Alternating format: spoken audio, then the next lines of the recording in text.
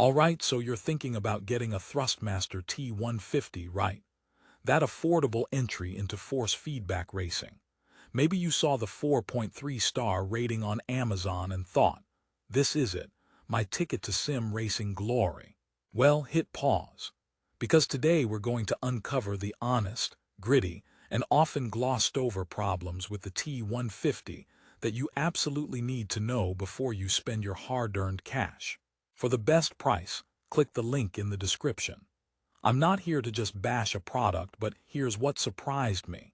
For every glowing review praising its value, there's a simmering frustration about issues that, frankly, shouldn't exist in a wheel at this price point.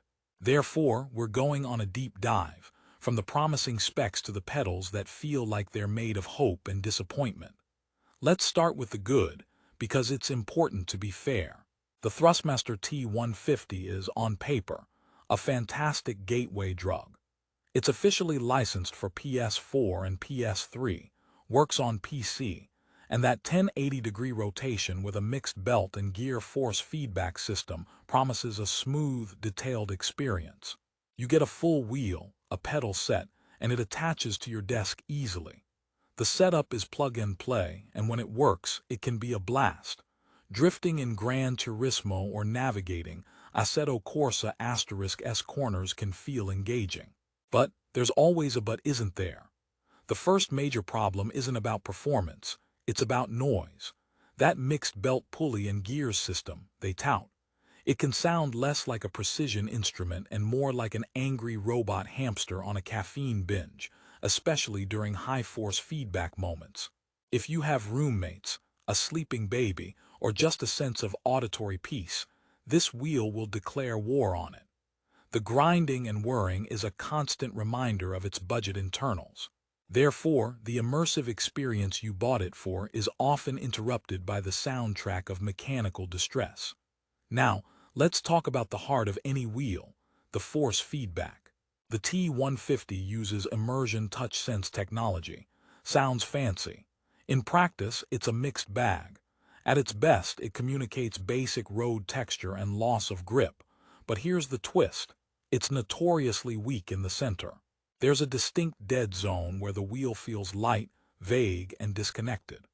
Precise corrections on a straight line or during initial turn-in can feel like guesswork. It's like trying to thread a needle while wearing oven mitts. You have the general idea, but the finesse is missing. Therefore, if you're aiming for competitive, precise driving, this lack of nuanced detail is a serious handicap. And then we have the pedals. Oh, the pedals. Thrustmaster calls it a large, optimized pedal set. That's marketing for, we included them because we had to. The plastic construction feels cheap, and the mounting is so light that they'll slide away from you on anything but carpet unless you rig up a solution.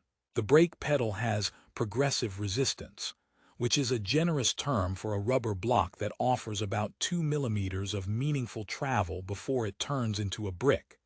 It's not progressive, it's binary. Learning trail braking on this is like learning to paint with a mop. You might get color on the canvas, but don't expect a masterpiece.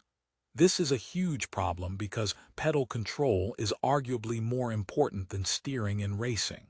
But wait, there's more. Let's talk longevity and the infamous random disconnect issue. Scan the deeper user forums and Amazon reviews beyond the star rating, and you'll find a common theme. Many units, after months of use, start suffering from a fatal flaw.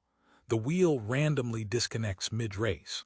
1 second you're battling for P1, the next your car is plowing into a wall as the wheel resets. This is often traced to the internal wiring or the power supply failing. It's not a guaranteed problem, but it's common enough to be a legitimate Russian roulette. Therefore, that value proposition starts to look shaky if you're gambling on whether your wheel will last a year. Speaking of build, the wheel rim itself is decently sized and rubber-coated. But the buttons, they feel mushy and cheap. The paddle shifters are a highlight. They're metal and clicky, but they're mounted on the wheel, not the base. So if you're doing a lot of opposite lock correction, your fingers can lose them. It's a small detail, but in the heat of a rally stage, it's infuriating. It's like having a great gearbox in a car where the steering wheel falls off. So who is this wheel actually for? If you are a complete novice on an extremely tight budget and you treat it with the delicacy of a museum piece, you might have an okay time. You'll get a taste of force feedback. But here's the contrarian snapback. That affordable entry might actually cost you more. How? Because the frustrations with the pedals and the vague force feedback can either make you quit the hobby entirely or force you to upgrade much sooner.